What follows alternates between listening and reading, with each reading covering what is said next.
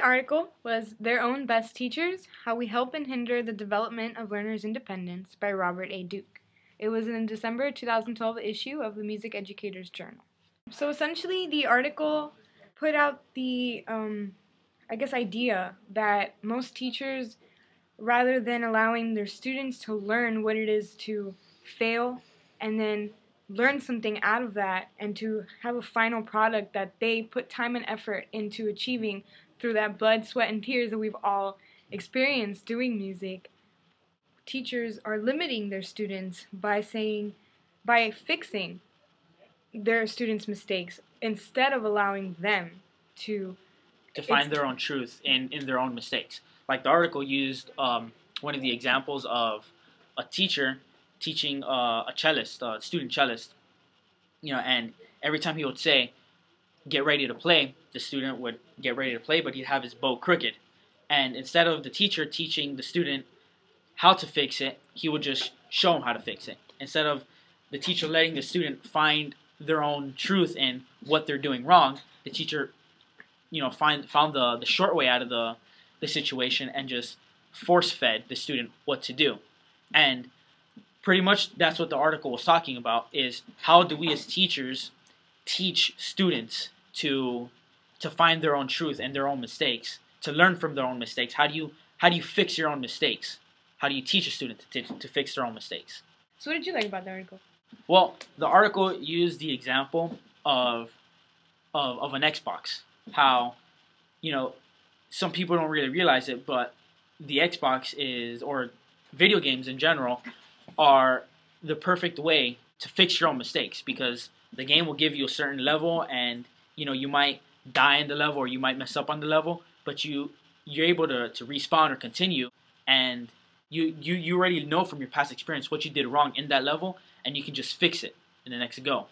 We can use that kind of methodology to teach the students, or to apply that to students, to teach them how to find their own truth in fixing their own mistakes, to figure out their own mistakes. We can learn from that. What about you? What was your favorite? I guess what I particularly liked was when it made the point that, we've all sat there and we've all practiced things, and it's just, you're sitting there and you're just hammering stuff out and you're just getting angry, you're pissed, and you're just like, screw this, and you just walk away from it, and you're not, you wanted someone to come in and help you play it.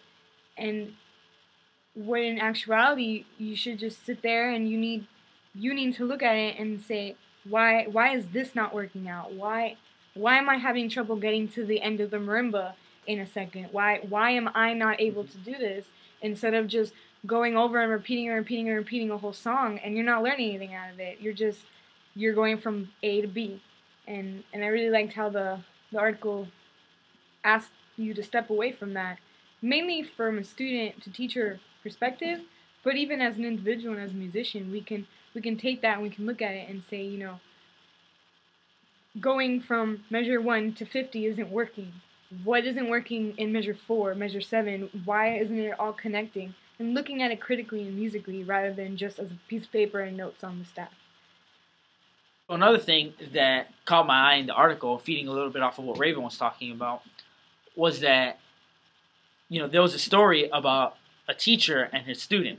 And, the student was trying to figure out this fingering on a piano, and just for the life of him, could not get it. And the teacher was standing beside him, and he was watching, and he wasn't giving any comments. So the student cleverly turns around to the teacher, and he tells him, if you were a good teacher, you'd tell me how to do this. And, the teacher responds very skillfully. He said, because I'm an excellent teacher, I'm going to wait a little bit longer while you figure it out.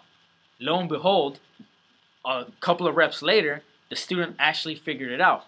And that's a great example of a teacher understanding, letting a student fail to figure it out themselves. How do you as a teacher, hold your tongue and not tell the student anything and have hope in the student that they will figure it out? I think we also get impatient with them, and we look at them and we're like, well, we can get that. Why? I know there's a rest there, and each person approaches music differently, and they learn differently. It takes them a while. It takes someone a second to play rhythm well. Each person is an individual, and sometimes And I know I've been prone to this also. We jump and we're like, no man, come on, it's an eighth note. Just play that eighth note. You got this. And I think of course it's always great to say, no man, like you've done this before. You're doing it. Maybe he's having a brain fart. But then there's other people that just truly did not get it. And they feel great when they understand what they did because they sat through there for 2 hours just playing the same two measures because they couldn't get it. And at the end of that whole 2 hours just sitting there, they are confident and they're happy with what they achieved. And I think that's phenomenal, letting someone learn by themselves instead of hovering over like a little hawk and saying, no, that's wrong, this is right, you should do it this way. Each person learns differently. You essentially have to fail. You have to fail to learn. And I think that's especially true for most of us, and we know that. That's also a big part of the article is self-sufficiency, is that each person does their own part for themselves. And I think that lacks sometimes. And even though it's in good faith, with wanting to help this other person who's struggling, you need to let them just go through it. You need to let them cry their eyes out or scream, throw mallets, throw a mouthpiece. They're gonna learn. They bent that mouthpiece, but they will learn not to throw it and what they needed to do. So, it was a good article. We were both sitting here going, "Wow, man, we just picked it. We just randomly opened a tab and it was there." And I think it was pretty cool. It's pretty cool. Yeah. I mean, I agree with Raven. All right, cool.